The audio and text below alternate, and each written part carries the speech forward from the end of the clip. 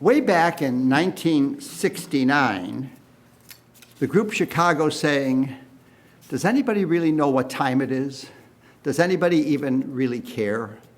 Of course we care. How many times have you asked the question, what time is it anyway?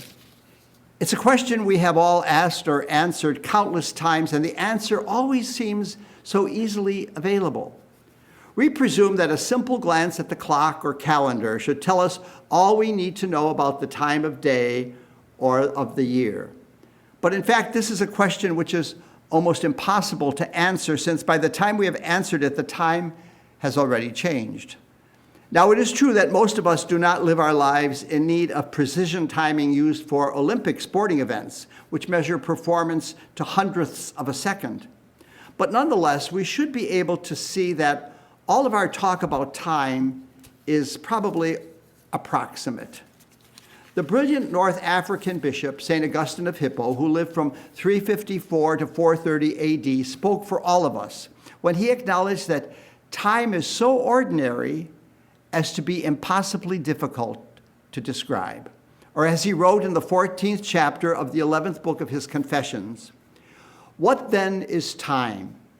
If no one asks me, I know what it is. If I wish to explain it to him who asks me, I do not know."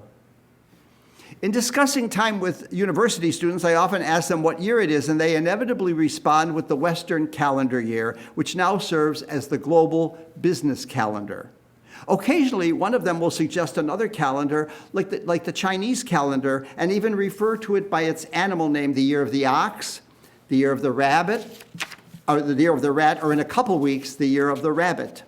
Some may even reference the Jewish year, which begins on the feast of Rosh Hashanah, or the Islamic calendar.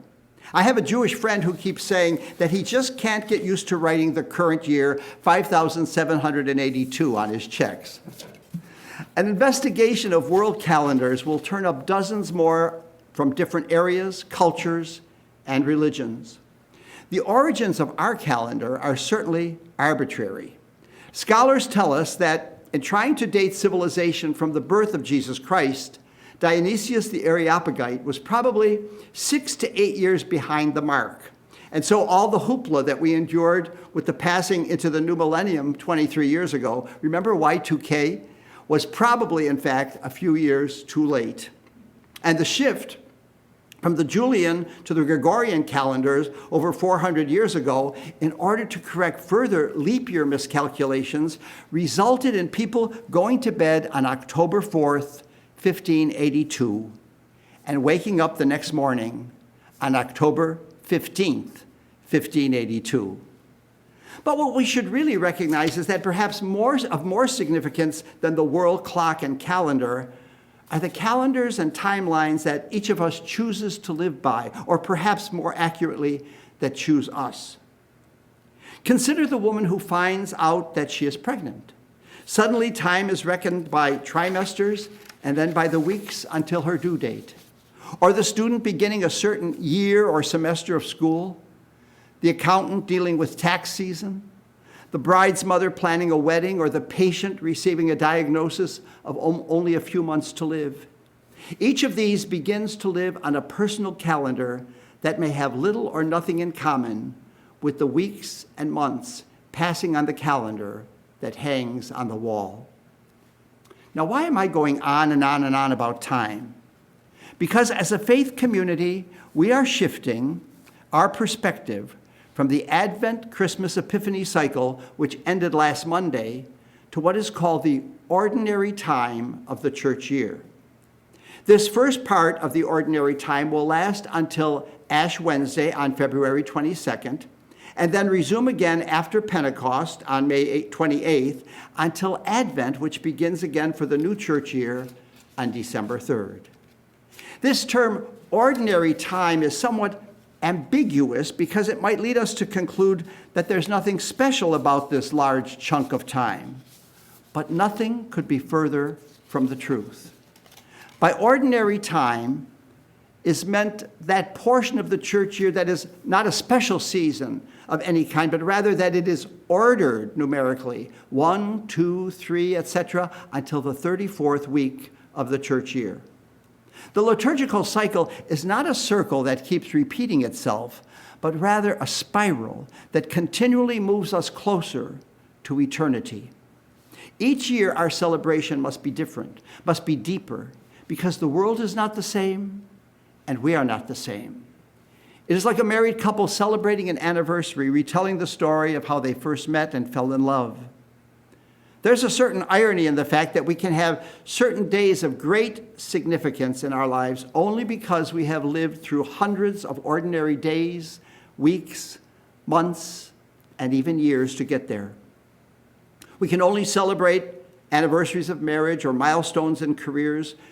We can only attend graduations and the musical recitals of our children because they all celebrate the accomplishments that were achieved by regular, consistent, patient, faithful attention to the responsibilities at hand.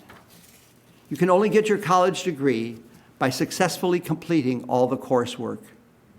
You can only gather friends and family for your golden wedding anniversary or retire from your company after decades of service if you have been faithfully fulfilling your daily, weekly, monthly, yearly responsibilities.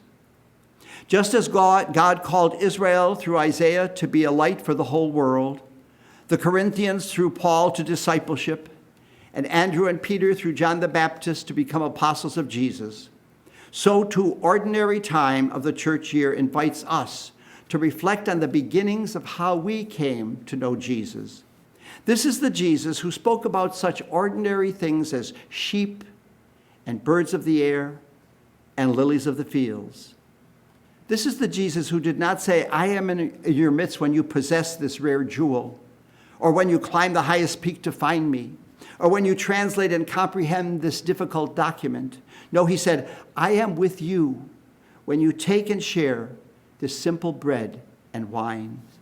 This is the Jesus who is with us in the most ordinary ways, in the most ordinary times.